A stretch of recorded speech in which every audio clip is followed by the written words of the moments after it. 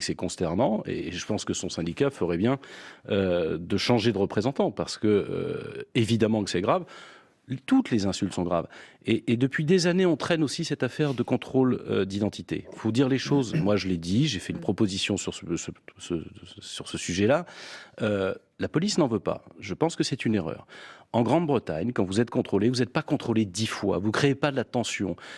Dans la formation des policiers, il est nécessaire qu'il puisse y avoir, comment dirais-je, la façon de se présenter. On ne peut pas tutoyer quelqu'un qu'on est en train de Il contrôler. y a du nouveau quand même. Le gouvernement annonce la mise en place de 2600 caméras mobiles avec déclenchement automatique.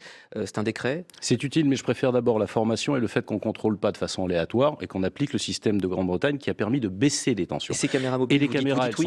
elles sont utiles, et d'ailleurs c'est autorisé aussi pour les polices municipales. Moi je vais en équiper la police municipale de Drancy, tout simplement parce que ça permet de calmer les choses.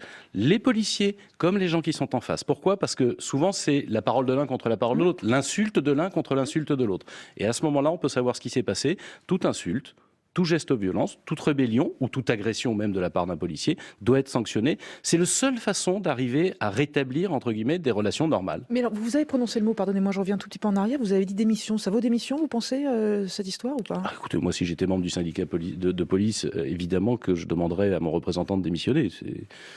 Si on considère que les insultes racistes sont banales, à ce moment-là, je ne vois pas très bien comment on peut être représentant des forces de l'ordre.